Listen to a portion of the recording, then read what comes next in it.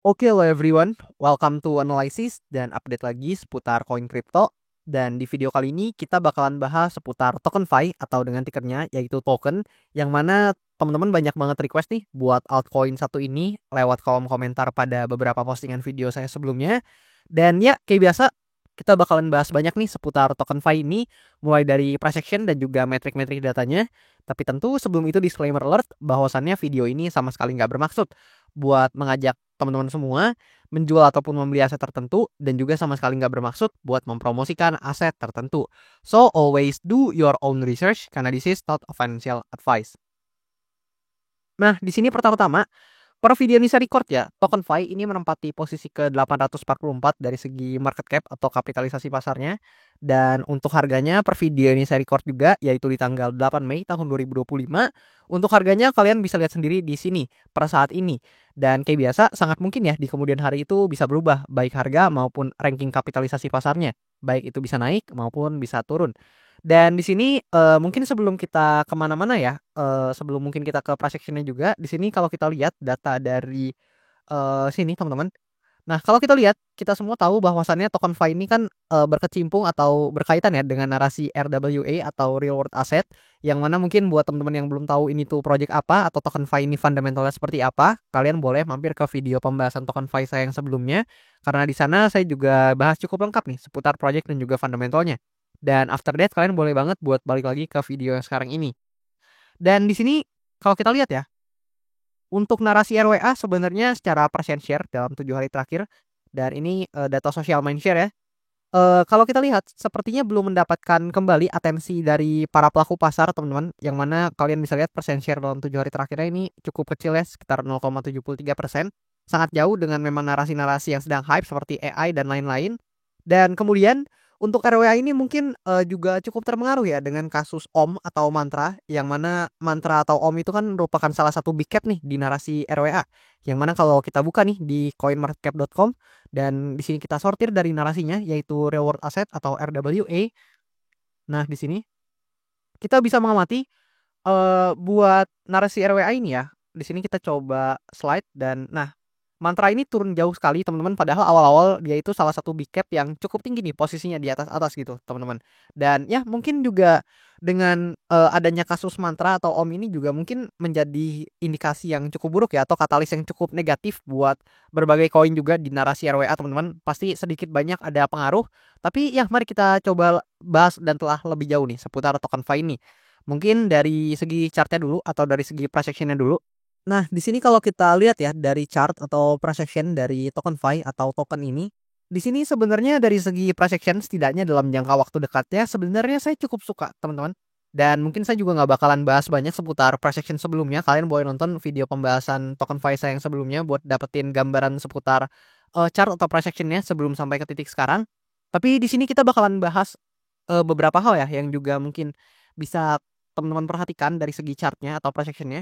Di mana di tanggal 28 April ya pada saat itu, di akhir bulan April tahun 2025 ini TokenFi akhirnya mendapatkan kenaikan yang sangat signifikan, di mana dari bottom ke atas ya lumayan lah teman-teman, sekitar 60-an%, satu candle lebih teman-teman, atau satu candle masif ya lebih tepatnya. Di sini ada satu big candle yang cukup signifikan dan ini mengangkat harga TokenFi sangat signifikan, dan mungkin juga kenaikan ini yang membuat kalian banyak minta request juga karena memang kenaikannya juga cukup signifikan buat TokenFi.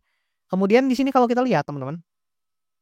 Nah, so far akhirnya TokenFi ya berhasil breakout dari important areanya yang saya tandai sebelumnya. Nah, di sekitaran sini. Mengingat sebelumnya kan saya sempat tandain ya bahwasannya TokenFi ini sedang ranging di kisaran range ini. Nah, kayak gini teman-teman, tapi sekarang udah berhasil breakout dan udah berhasil nih take over buat area resistance ya yang di sini. So sebenarnya di sini kalau mau kita marking ini adalah demand area kita yang baru, teman-teman. Nah, lebih kurang seperti itu karena memang sudah di breakout nih di candle yang ini, dan kalau kita coba lihat buat konfirmasinya, teman-teman bisa notice bahwasannya ketika di sini dia kena rejection dari supply areanya yang di sini, yang mana ini udah saya gambar lama banget, kalian juga boleh cross check sendiri di video-video sebelumnya. Nah, ketika dia hit ya di resistance yang di sini, dia turun and then dia ketahan teman-teman di area demand zone ya yang ada di sini. Dan ketika pergerakan yang di sini juga sempat tertahan, yang mana hal ini mengonfirmasi bahwasannya ini adalah demand area yang cukup valid setidaknya untuk saat ini buat TokenFi ini sendiri, teman-teman. Dan di sini kalau kita juga perhatikan ya, untuk TokenFi demand area ini juga cukup, tepat atau cukup pas nih kalau kita gunakan Fibonacci. Nah, kita tarik ke atas seperti ini lebih kurang dan kita coba sedikit presisikan. Nah, lebih kurang seperti itu kita bisa mengamati bahwasannya demand area ini sangat beririsan dengan area 0,5 atau, ya area 0,5 ya dari Fibonacci-nya teman-teman, yang mana ini juga perlu teman-teman perhatikan, yang mana kalau misalkan demand area ini, berhasil di-breakdown ya, which is ini adalah potensi yang pertama atau probabilitas pertama, di mana di sini kita akan coba buat untuk probability-nya dan skenarionya yang bearish dulu, di mana jika ternyata buat, token FI ini harus breakdown dari demand areanya, ya tentu kita bisa melihat ya bahwasannya ada potensi token FI ini turun ke level-level yang lebih di bawah dan mungkin aja nih dia bisa nge-fill dulu untuk area imbalance yang ada di bawah sini. Nah, sebenarnya kan, di sini ya terbentuk imbalance teman-teman. Nah, lebih kurang seperti ini di candle yang besar ini teman-teman, karena dengan kenaikannya yang signifikan ini tentu menimbulkan, imbalance ya atau inefisiensi juga, yang mana segini ya yang belum terfill teman-teman. Ya ada potensi jika memang dia turun atau breakdown dari demand area-nya, dia bisa aja nih buat nge-fill imbalance atau fair value gap yang memang belum terisi di, sekitaran sini teman-teman, atau di range-nya yang di sini yang saya tandai dengan ya warna biru ini lah ya teman-teman, lebih kurang seperti itu. Itu untuk potensi pertama, namun jika memang ternyata selling pressure-nya terus menguat dan penurunannya cukup signifikan, ya tentu ya sekali lagi, ada potensi bahwasannya, bisa aja nih token FI ini kembali lagi ke demand zone-nya yang ada di bawah sini, which is tentu itu adalah skenario yang paling tidak diinginkan ya oleh para pelaku pasar dan lebih tepatnya mungkin skenario yang tidak diinginkan oleh para holder nih dari token FI ini. Karena mungkin beberapa udah ada yang seneng ya dengan kenaikan harga ini gitu. Dan pastinya juga ketika di atas ini pasti teman-teman ini kemungkinan besar ada juga yang, melakukan take profit atau mungkin mereka-mereka yang close untuk, posisinya di token FI ini, lebih kurang seperti itu. Kemudian, kalau kita buat nih untuk skenario yang lebih bullish dari token FI, di sini kita bisa memerhatikan beberapa data. Salah satunya seperti ini, teman-teman. Nah, di sini kita bisa lihat bahwasannya stochastic RSI ini mulai terjun ya ke area oversold atau jenuh jual, dia udah mulai memasuki area jenuh jual dan kemudian, sebenarnya kalau kita perhatikan di sini ya, nah di sini kita per hari ini kita dapat reaction yang cukup positif loh teman-teman sebenarnya, yang mana dari bawah dari sini lah ya kita naik ke atas atau kita tarik ke atas, naik sekitaran 6-an%, sekitar 7-an persen teman-teman. Jadi sekitar 6-7%, kenaikan di hari ini buat token FI dan which is good. Dan mari kita lihat nih apakah dengan, pergerakannya yang dalam hari ini teman-teman, yang mana ini cukup bullish, apakah ini bisa menjadi momentum awal nih buat token FI bisa kembali lagi rebound ke atas gitu ya. Dan ini juga diperkuat dengan stochastic RSI yang mana jika ternyata ini berhasil rebound dan juga bisa climbing up kembali, ya ada potensi teman-teman. Ini juga diikuti dengan price action-nya gitu. Tapi ya untuk konfirmasi, setidaknya dalam jangka waktu dekat, kalian boleh banget nih pantau demand area yang di sini karena ini juga important area ya buat pergerakan sebelumnya, di mana di sini jadi demand area, kemudian di sini jadi area resistance. So ini adalah demand area yang cukup valid dan, sebagai konfirmasi awal teman-teman bisa perhatikan nih demand area ini. Yang mana jika dia di breakdown maka skenario bearish yang ada potensi untuk kejadian, tapi sebaliknya jika dia berhasil bertahan dan justru rebound dengan cukup signifikan teman-teman, ada potensi untuk setidaknya dalam jangka waktu dekat hingga menengah, selama demand area ini nggak di breakdown, ada potensi ya buat token FI ini bisa kembali menguji lagi nih atau hit lagi di supply area yang ada di sini atau resistance-nya yang ada di sini.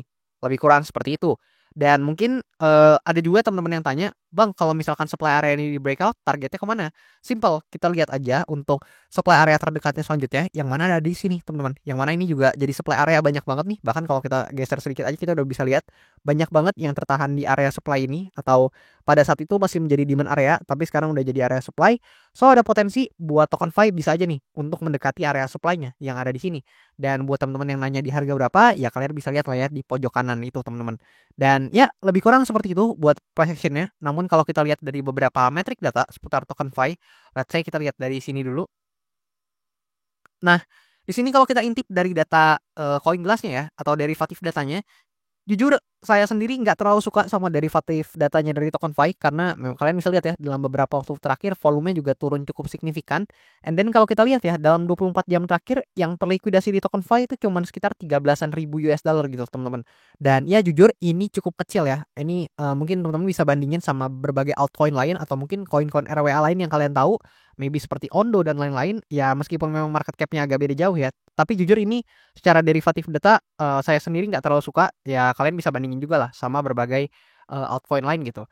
Kemudian kalau kita lihat dari segi, vesting data ya atau schedule-nya, di sini lebih tepatnya disebut sebagai, ya vesting schedule lah ya dari TokenFi. Di sini untuk alokasinya teman-teman juga bisa perhatikan. Kemudian kalau dari segi vesting schedule sebenarnya nggak ada yang menarik gimana banget teman-teman, karena memang buat TokenFi ini menerapkan yang namanya linear unlock, dan setiap hari ya kalian bisa lihat sendiri dari tanggal 8 Mei ini, 9 Mei besok, kemudian 10, 11 dan seterusnya.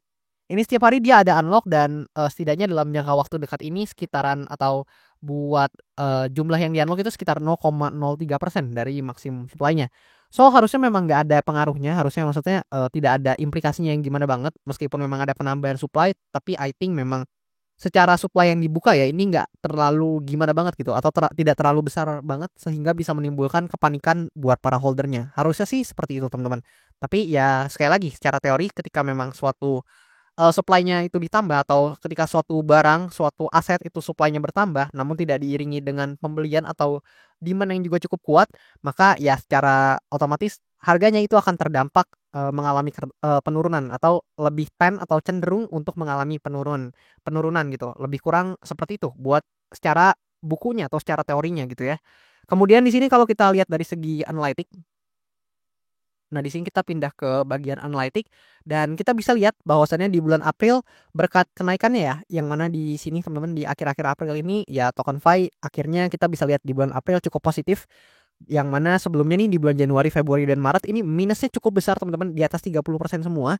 Namun yang sangat disayangkan justru di bulan Mei ini ya kita dibuka dengan opening ya, atau return yang cukup negatif gitu di angka sekitaran 7,61%.